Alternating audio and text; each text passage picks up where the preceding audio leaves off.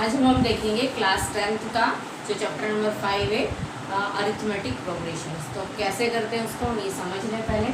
सो 10th class का chapter number 5 मैं इसको शॉर्ट में AP लिख रही हूँ, arithmetic progression.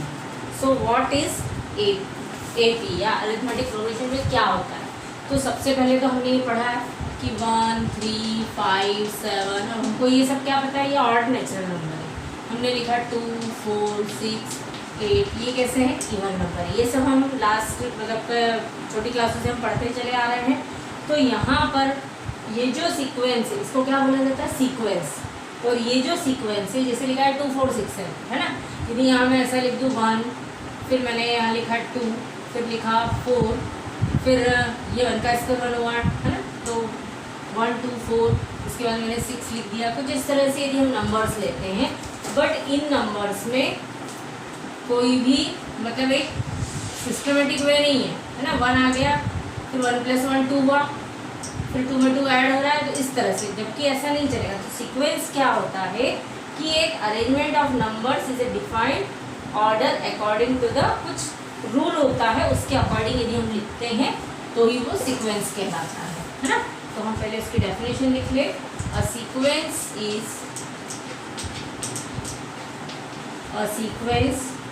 is an arrangement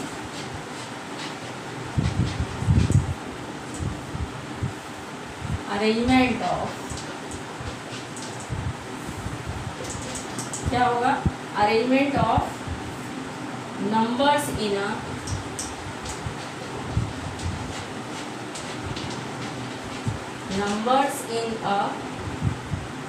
definite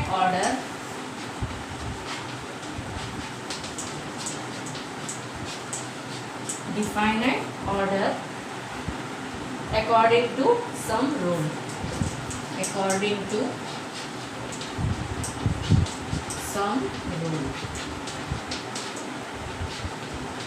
देखिए फिर से हम एक बार देख लें।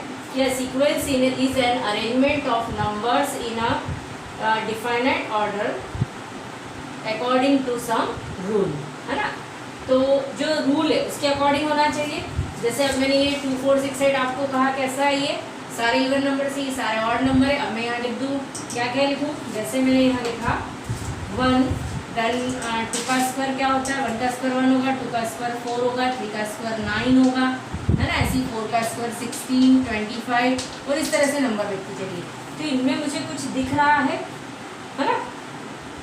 क्या दिख रहा है कि ये क्या हो रहा है, किसी का स्क्वायर है तो 1 का स्क्वायर, जो जितने भी नेचुरल नंबर हैं सबका स्क्वायर दिख रहा है मुझे यहाँ पर। तो मैं इसको क्या लिख सकती हूँ, नेचुरल नंबर n और उसका मैं स्क्वायर लिख सकती हूँ है ना। n 1, 2, 3, 4, 5 जो भी इसमें पुटअप करेंगे उसका स्क्वायर हमको इसमें मिल जाएगा। तो ये कोई रूल हो गया जिसके लिए कुछ फार्मूला बन गया। तो हम इस तरह से जब हम लिख पाते हैं तो उसे क्या कहा जाता है, सीक्वेंस कहा जाता है ना। कि सीक्वेंस में किस तरह से हम किसी रूल के अकॉर्डिंग रख सकते हैं, ठीक है। अब इसी तरह से जैसे कोई सीक्वेंस हमको दे दिया कि an = लिखा है 3n + 2। सपोज यहाँ लिखा है an = क्या लिखा है, 3n + 2। कहा आपको इसकी थर्ड टर्म निकालिए, फोर्थ टर्म निकालिए, जो भी टर्म आपको निकालने को कहे। सपोज कहा सेकंड निकालिए, तो मैं n की प्लेस पे क्या पुटअप करूँगी, 2। तो 3 × 2 + 2 = 3 × 2 6 + 2 = 8। ये कौन सी हुई, सेकंड टर्म। यदि मुझे फर्स्ट टर्म निकालने को कहते तो क्या लिखते हैं, n = 1 लिखते। तो 3 × 1 = 3, 3 + 2 क्या होता, 5 होता। देखिए मैं यहाँ लिख के बता देती हूँ, 3 × 1 + 2 मीन्स 3 + 2 = 5। इसी तरह से थर्ड क्या निकलती, 3 × 3 + 2 = 9 + 2 = 11। अब जो हमारी टर्म है ये फर्स्ट मैंने बाद में निकाली, मैं इसको पहले लिख रही हूँ 5, 8, 11। अब देखिए आपको इन सब में क्या दिख रहा है, पहली टर्म 5 है, देन सेकंड 8 है, देन थर्ड 11 है। 8 में से 5 माइनस करेंगे 3 मिलेगा, 11 में से 8 माइनस करेंगे 3 मिलेगा। तो इसी आगे जितनी भी हम नंबर्स लिखते चले जाएंगे इसके अकॉर्डिंग, तो हमको उन सब में कैसा मिलेगा, जो एक डिफरेंस है वो कैसा मिलेगा, सेम मिलेगा।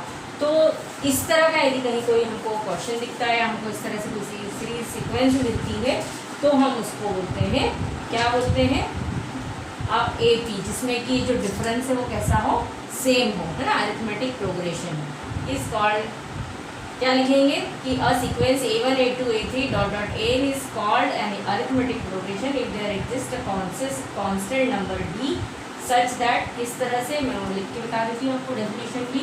तो यहाँ लिख लें एपी के लिए क्या डेफिनेशन है, तो इसके लिए लिख लें हम इसकी डेफिनेशन, अ सीक्वेंस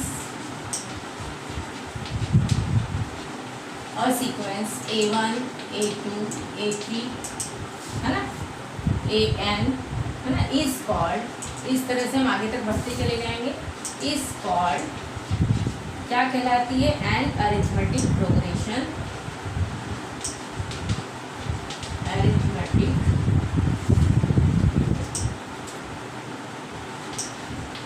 प्रोग्रेशन,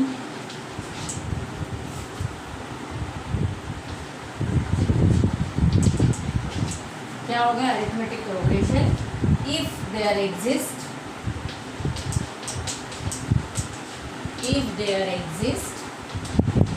क्या होगा, एक उसमें जो कांस्टेंट है ना, एग्जिस्ट अ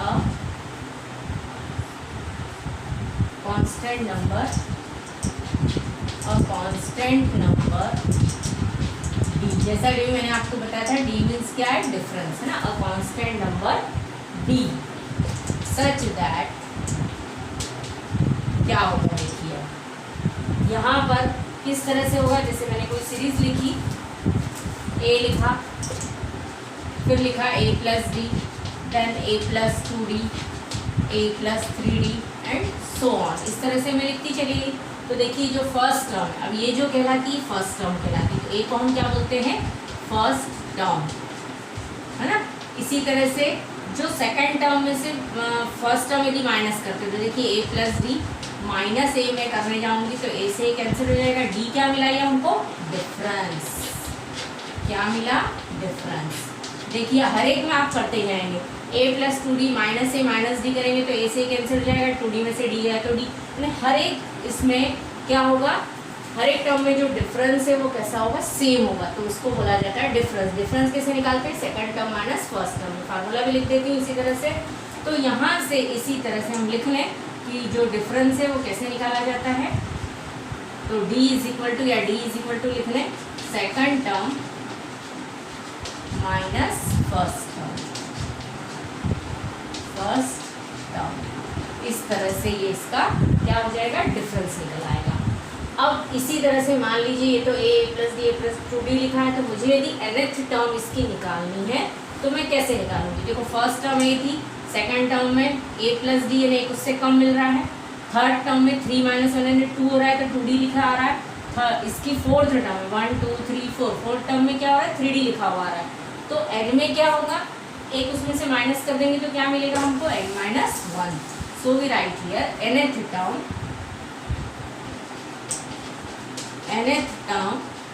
क्या होगी, हम उसको किससे डिनोट करेंगे, या तो हम an लिख लें, है ना, तो n इज इक्वल टू क्या लिख लें, a plus n minus 1 into d, तो हम उसको लिख लें an is equal to a plus n minus 1 into d. देखिए इसी को देखते हुए मैंने लिखा है कि जब फर्स्ट टर्म थी तो ओनली ए था, वहाँ डी नहीं था, सेकंड टर्म में डी है लेकिन एक कम है उससे, यहाँ थर्ड टर्म में 3 होता है लेकिन यहाँ 2 है, तो इसी जब मैं nth निकालने जाऊँगी तो उससे एक कम लिख के हम क्या लिखेंगे, n माइनस 1। अब यहाँ जिसका जो मीनिंग है वो लिख लें, a का मीनिंग क्या है, फर्स्ट टर्म है, जो n है वो क्या है, नंबर ऑफ टर्म्स,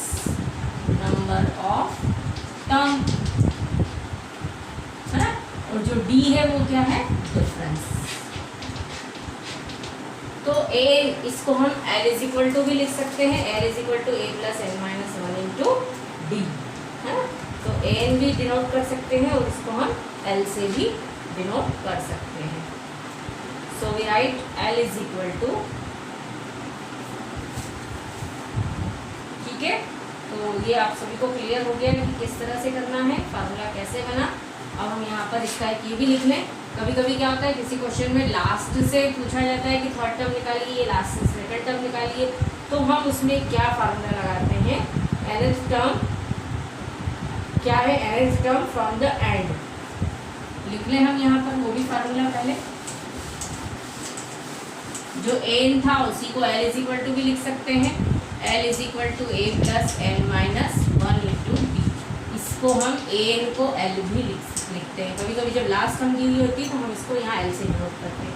अब यदि लास्ट से हमको कोई टर्म निकालने के लिए कहा जाता है तो लिखेंगे nth term from last, from क्या लिख लें, फ्रॉम द एंड।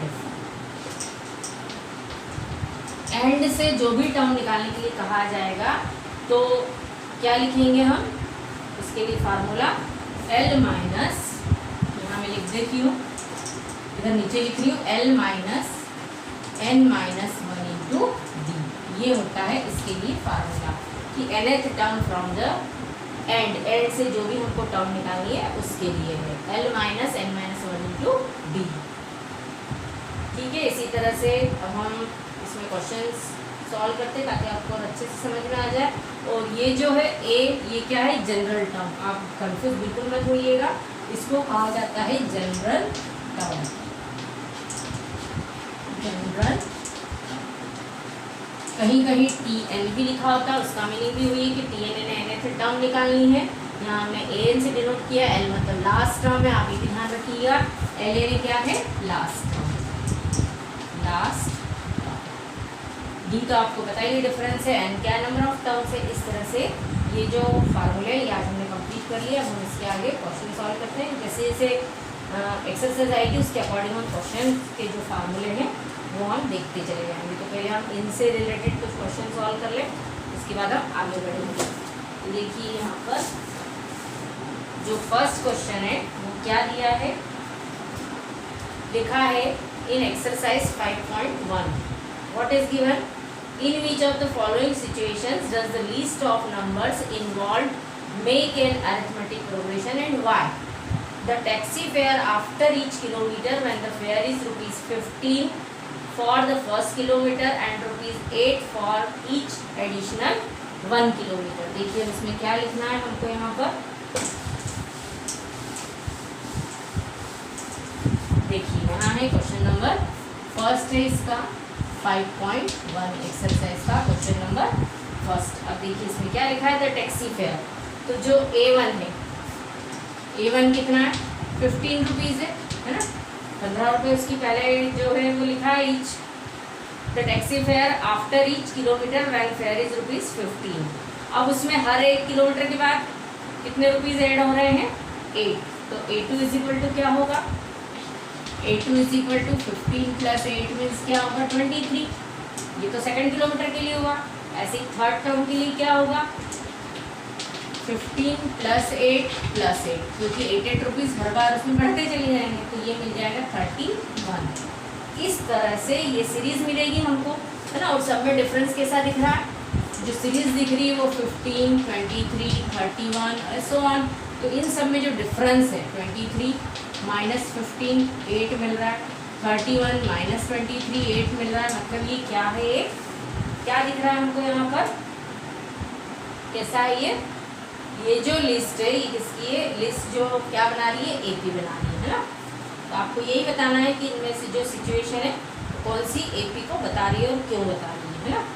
तो यहाँ हमको क्या दिख रहा है, A2 माइनस 7 किया और A3 माइनस A2 किया तो दोनों सेम आ रहा है। Therefore A2 minus A1 is equal to A3 minus A2. So we write here given question is किसका है वो, form and AP। तो हम लिख लें thus the list forms and AP, the list form and AP। तो आपको question clear हो गया होगा कि किस तरह से किया है। अब सेकंड क्वेश्चन लिखा है the amount of air present in a cylinder when a vacuum pump removes 1/4 of the air remaining in the cylinder at a time। अब देखो पहले जो गैस सिलेंडर थी हम उसको क्या सपोज कर ले x, अब उस x में से 1/4 क्या कर दी, रिमूव कर दी है, तो 3/4x बचेगा। उसमें से फिर हम जब करने जाएंगे तो देखते हैं किस तरह से हो सकता है, ये AP में है या नहीं। हम इस क्वेश्चन को समझे पहले। तो क्वेश्चन क्या लिख लें, पहले तो लिख लें इसमें इन सेकंड क्वेश्चन क्या सपोज कर ले, जो A1 है, मतलब जो टोटल उसमें गैस है ना, रिमूव कर रहे हैं एयर, सॉरी एयर कितनी रिमूव कर रहे हैं, 1/4 ऑफ द एयर। तो A1 is equal to, let A1 is equal to x, तो A2 इज इक्वल टू क्या होगा, x माइनस 1/4, यानी कितना आएगा 1/4, उसकी x की 1/4 x का कर रहे हैं तो 1/4 x होगा, तो 4 माइनस 1 यानी कितना आ जाएगा 3x/4। ये तो सेकंड आ गई। अब थर्ड वाले में भी क्या ऐसे ही होता है, 1/4 यदि फिर से करते हैं हम, तो A3 इज इक्वल टू क्या मिलेगा 3x/4 माइनस 1/4x, तो क्या मिलेगा हमको यहाँ पर, इसका 1/4 भी निकालना पड़ेगा ना, सो वी राइट, हाँ हर एक का 1/4 करना है ना, तो यहाँ क्या हो जाएगा 3/4x और इसी का 1/4 3x/4, तो देखिए क्या मिलेगा यहाँ पर 16 है ना, 3/4x माइनस 3x/16 होगा, तो 16 जब इसका एलसीएम होगा तो कितना हो जाएगा 4 3 12 में से 3 गया यानी 9/16x। अब हम यहीं पर देख लें कि A3 माइनस A2 और A2 माइनस A1 क्या मिलता है, A2 माइनस A1 क्या है और A3 माइनस A2 क्या वो इक्वल आता है, तो A2 माइनस A1 करेंगे तो क्या मिलेगा 3x/4 माइनस x, ऐसे ही A3 में से A2 को करना है तो 9/16x माइनस 3x/4, तो क्या मिलेगा ये 3x माइनस 4x करेंगे तो देखिए क्या मिलेगा, क्या होगा यहाँ पर माइनस की वैल्यू आएगी 3/4x माइनस x यानी माइनस 1/4x मिलेगा। ऐसे ही इसमें जो क्या आएगा एलसीएम 16 आएगा है ना, तो ये कितना हो जाएगा 12, 9 माइनस 12 मीन्स कितना मिलेगा माइनस 3x/16, तो क्या ये दोनों इक्वल है, नहीं, नॉट इक्वल, दैट मीन्स ये एपी का क्वेश्चन नहीं हो सकता है ना इस तरह से, it is not an AP, it is not an AP. ये बात आप लोगों को समझ में आ गई कि जो एयर है वो कैसी निकल रही है, हर बार 1/4 उसका जो पार्ट है उसमें से माइनस करते चले जा रहे हैं, जो निकला उसका फिर 1/4 निकालेंगे तो 3/4x माइनस 3/4x का 1/4 कर दिया। अब जो थर्ड क्वेश्चन है, the cost of digging a well after every metre of digging when it cost ₹150 for the first metre and rises by ₹50 for each subsequent metre, यानी पहले भी कितना था उसका 150 रुपये था, 150 रुपीज़ था और हर बार उसका 50 रुपीज़ बढ़ रहा है, यानी सेकेंड टाइम क्या आ जाएगा, देखिए यहाँ पर हम लिख लें, यहाँ पर A1 कितना मिलेगा 150, in third question A1 is equal to 150, हर बार क्या हो रहा है 50 रुपीज़ बढ़ रहा है, मीन्स उसमें 50 रुपीज़ ऐड करते हैं हम, 150 प्लस 50 यानी 200 हो गया, अब 200 में फिर 50 ऐड करेंगे तो 250 हो जाएगा। अब हम यहाँ देखें A2 minus A1 is equal to A3 minus A2 मिलता है या नहीं, तो 200 माइनस 150 250 माइनस 200, तो ये क्या मिला 50 is equal to 50, therefore it is an AP, ये काय में है एपी में, तो इस तरह से थर्ड वाला क्वेश्चन क्या है एपी में है। Then fourth, the amount of money in the account every year ₹1 lakh is deposited at compound interest at 8% per annum, ये एपी में नहीं होगा, क्यों नहीं होगा, क्योंकि जो इस अमाउंट है वो हर बार क्या होगा चेंज होता चला जाएगा, पहले साल जिसको 8% जो इंटरेस्ट मिल रहा है वो उसमें ऐड होकर जो नेक्स्ट ईयर है वो अमाउंट चेंज हो जाएगा, तो किस तरह से हम A1 A2 निकाल के देख लेते हैं और फिर उसको करके बता देंगे। तो देखिए क्या करेंगे, यहाँ क्या लिखेंगे A1 यानी कितना आएगा, A1 is equal to rupees है ना 1 लाख है, कितना है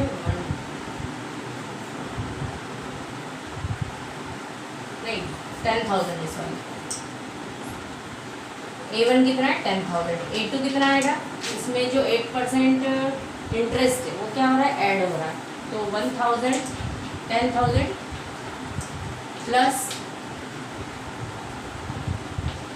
10,000 का 8% कितना आएगा 800, तो 10,000 प्लस 800, इसको ऐड करेंगे तो क्या मिलेगा 10,800। अब जो नेक्स्ट है उसके लिए क्या हो जाएगा 10,000, A3 क्या होगा 10,800 प्लस इसी का 8% हमको निकालना पड़ेगा। So we write 10,800 into 8/100। Again 20 cancel, 8 8 जा 64 होगा और 8 1 जा 8, है ना। मतलब 10,800 में क्या ऐड कर देंगे 64, 864, तो हमको क्या मिलेगा, इसको जब हम ऐड करेंगे तो टोटल कितना आएगा 11, देखिए 64 है ना, 664 होगा, ठीक है 11664। अब हम A2 माइनस A1 करके देख लें। A2 minus A1 is equal to A3 minus A2, क्या वो इक्वल है, तो 10,800 minus 10,000 is equal to 11,664 minus 10,800। इसको जब माइनस करेंगे इसमें क्या मिलेगा हमको 800 रुपीज़, है ना। यहाँ क्या आएगा ₹800, तो इधर क्या आएगा रुपीज़, इसको इसमें से माइनस कीजिए तो ये मिलेगा 864। तो क्या ये दोनों इक्वल है, नहीं। तो ये AP में है क्या क्वेश्चन, नहीं, it is not an AP, it is not an AP।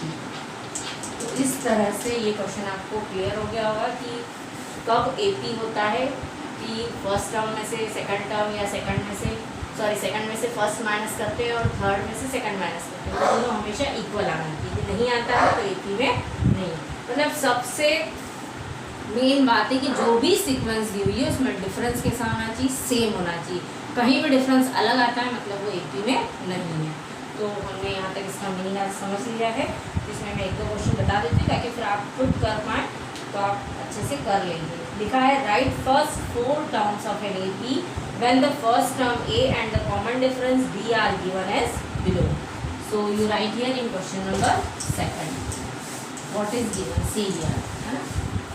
In question number 2 what is given, A is equal to 10 and D is equal to 10, ठीक है। अब इसमें आपको कितनी निकालनी, फर्स्ट 4 टर्म्स, तो हम पहले A निकाल लें, A तो गिवन है, तो A1 यानी 10 हो गया, A2 क्या आएगा A प्लस D होगा, मतलब 10 प्लस 10 इज इक्वल टू 20 होगा, है ना।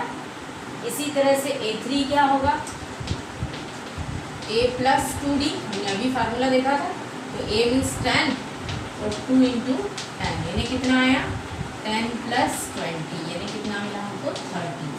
अब जो फोर्थ टर्म है मतलब A4 लिखेंगे, तो A4 क्या होगा A प्लस 3D, तो A मीन्स 10 और 3 इंटू 10 मीन्स होगा 10 प्लस 30 यानी क्या मिला 40। इस तरह से हम जब इसको करते चले जाएंगे तो हमने ये इसकी 4 टर्म निकाल ली है, हमको यही कहा गया था। तो AP क्या होगा, सीरीज हमको क्या मिलेगी 10, 20, 30 और 40। इस तरह से ये इसका आंसर होगा। First 4 terms of an AP are 10, 20, 30 and 40। तो इसकी जो रिमेनिंग क्वेश्चन है वो आप करके देखिएगा तो आपको अच्छे से क्लियर हो जाएंगे। आज हम इतना ही लेते हैं ताकि आपको समझ में आ जाए अच्छे से। तो आप इससे रिलेटेड जितने भी आपके पास जो भी रेफरेंस बुक है, NCERT बुक है, उसमें से आप क्वेश्चन सॉल्व करके देखिएगा और उसके आगे नेक्स्ट क्वेश्चन अब हम कल करेंगे।